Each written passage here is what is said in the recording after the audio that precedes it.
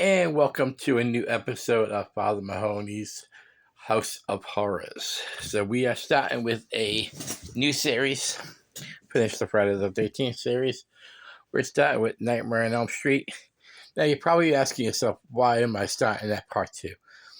Simple, because when I did the live Father Mahoney's House of Horrors, I already did Nightmare on Elm Street 1. So we're going to start with 2 here. I'll post the link below for the part 1 review. It's a podcast, so it's a much longer review. These are going to be 5 to 15 minutes long. So we pick up at part 2, and Nancy's long gone. This is about 5 years later.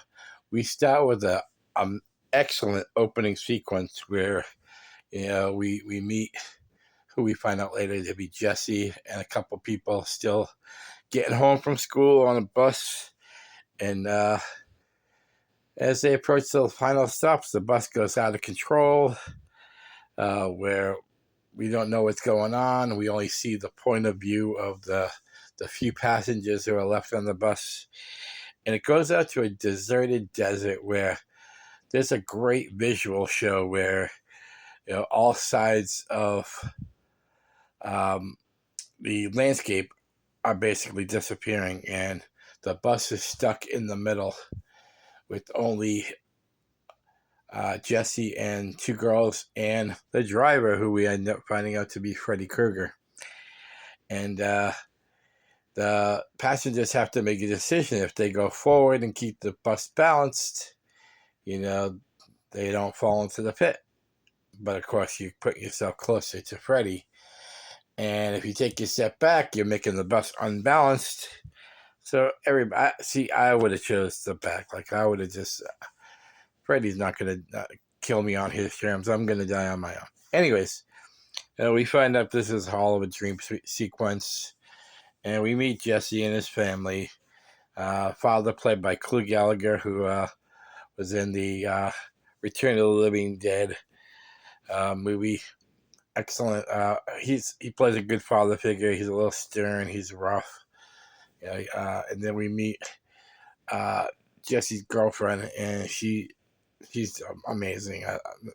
The girl in this movie, I can't think of her name off the top of my dome right now, but she's excellent in this role.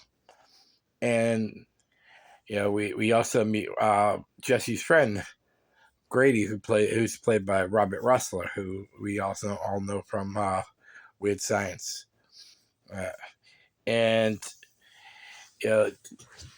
Grady knows a little bit about the history of the house that Jesse lives at. He knows that there was a girl that saw her boyfriend killed and went crazy.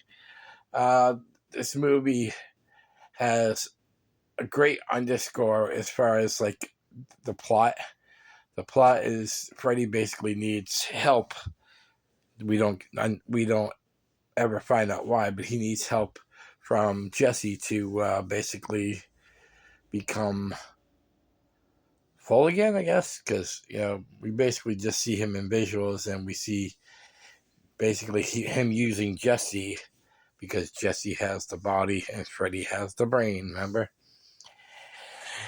And this movie takes a few different turns. There's a gay undertone in this film, which is not a bad thing. I mean, you have to find them to see it, but there's a lot of references to it.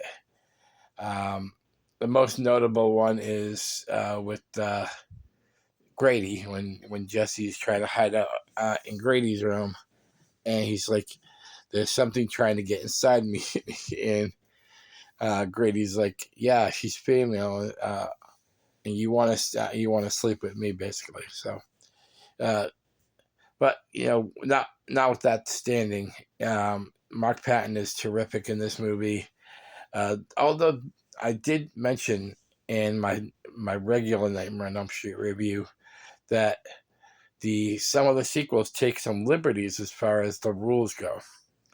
And this movie is the one that starts basically the rule breaking with the pool scene. And I love the pool scene. I almost call him Jason, where Freddy goes apeshit, starts killing everybody at the pool party. But that's where the problem is. All these kids are awake, and uh, he's out there in the opening killing people who are alive and using powers, like lighting the bushes on fire. That's something he'd be able to do in a dream. He wouldn't be able to do that in plain sight. So, yeah, there's some rule breaking in this one, but "You are all my children now" is one of the most classic Freddy lines, and that's where we get this. You are all my children now. Uh, I don't think I would change anything about this movie. Maybe some of the slower parts, the build up scenes, like trying to kill Jesse's sister. He's like, he tried to make me kill my sister last night, and I think they could have done without some of those extra. We could have got a hint at it, but we don't have to have a full scene about it. But overall, I gave this one a strong 4 out of 5. The kills are good, the story is good, the acting is good. Like I said, there's a few scenes that drag, but overall, I really love Freddy's Revenge, Nightmare on Elm Street 2. So stay tuned for Dream Warriors review coming soon, and yeah, I'm trying to get them all in before Netflix takes away my access to these. Much love.